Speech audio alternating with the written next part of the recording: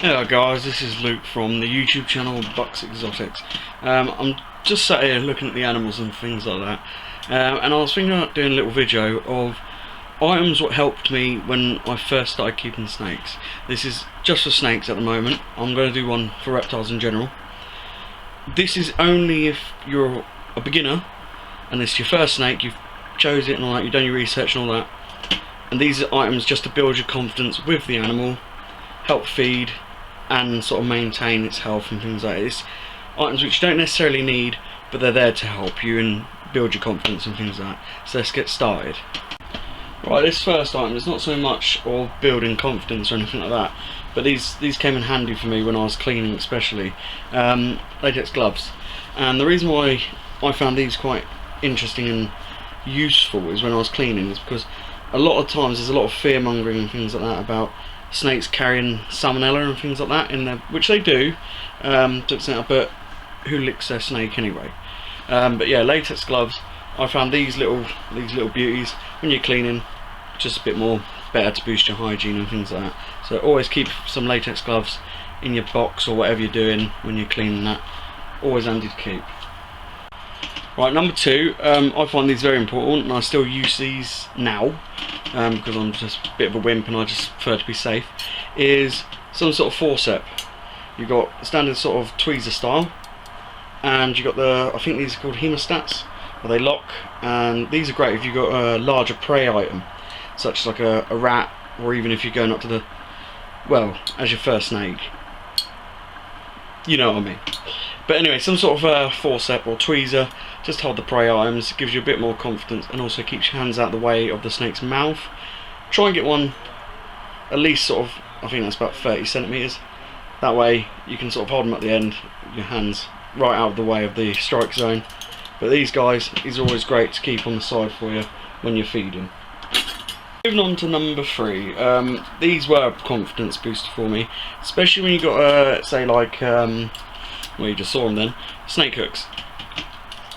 These are just little, well, as you can see, crappy little extendable ones, but don't use these, well, obviously anyone who has knowledge in hot snakes and sort of venomous snakes and stuff like that, these are a pile of rubbish for venomous snakes. I only got these because I was a bit worried about getting bit, because I was a bit of a wimp, and especially my corns, they used to curl up in the cork bark and I couldn't quite get them out when I was cleaning and feeding. These come in handy because they've got a very small hook and you can sort of get in there and sort of just gently pull them out with them.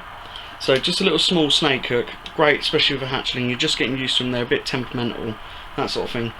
Great for a little confident booster there. But like I said, these ones here, because I'm no expert in venomous snakes, but they are very flimsy and I do not recommend using the extendable ones for actual venomous snakes, right? But they are a good little confidence booster.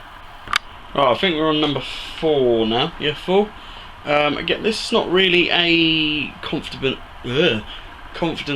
building item. This is more just sort of keeping your routine, helping sustain the animal, and until you get a bit more experienced and you sort of know when and where to feed your snake, is get a little sort of book and a pen and just jot down when you've fed, when he's taking it, and if he's kept it down, and that way you can sort of build a good mental picture on when and where to feed your snake. Because a lot of people say just once a week, but anyone who's kept snakes, they know it don't tend to necessarily work like that, especially you've got when they get older, and especially the royals, they sort of fast after a while, especially when they get to over sort of a kilo and that sort of stuff.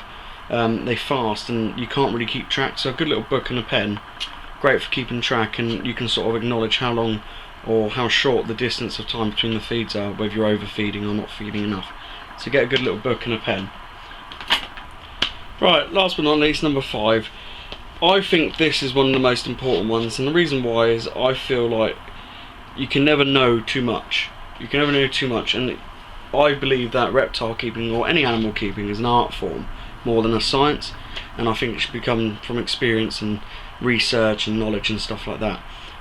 After all, that's how everyone, when we first discovered these species, sort of learned how they lived. We experimented, we sort of did like an art form. There was no set sort of way when we first kept them. We just sort of researched them in the wild and stuff like that to sort of gain knowledge, and sort of kept them to gain knowledge and stuff like that. So But this one, I find you can never have too many of these, and this is sort of decent books. And the reason why is because you can just quickly, I don't think these are old books, you can quickly just go up to them, have a quick glance, sort of refresh your memory on them, and you can get some really good ones now. I mean, like sort of terrarium construction, and that sort of helps you build your cages and stuff. You got ones all about lizards and amphibians and snakes and sort of tortoises, and there's loads of them, and I feel that they're one of the most important items. And the reason why is because if you know more, you've got confidence in the animal, because you know what's wrong and you know what's right, and you can sort of get a good sort of understanding on the creature and the life cycle and things like that. So knowledge is power, basically, and that sounds really nerdy, but knowledge is power when it comes to animals. The more you know, the more you know, the better you'll get. And that's why hopefully you watch this video, sort of little items, stuff to help you and help you grow, and then eventually you can, I don't know, in the future do a video yourself to help other people as well. And that's, we need to help the reptile community grow, and that's one of the reasons why I get books, is because it helps me sort of learn more, and then I can sort of get a confidence and more understanding, and then I can tell other people, and hopefully they can then tell other people who are interested in the hobby and animals and stuff like that. So good books, they're really, oh god, I was preaching then. Really good to have, and you can never have too many of those. And I hope this video has been a help for you. I mean, it's been a bit of a quick one, but sort of items like that, they sort of help me. I'm going to do a bit more of a detailed video in reptile keeping in general, and items which I feel like you should have, especially on hand, and that's going to go into detail about sort of like mite sprays and wormers and stuff like that, which everyone should have if they've got a larger collection. So if you like this video, please like and subscribe, and also share it, because then we share the knowledge and we grow the hobby together. Anyway, I'm going to call it there, and I'll see you in the next video.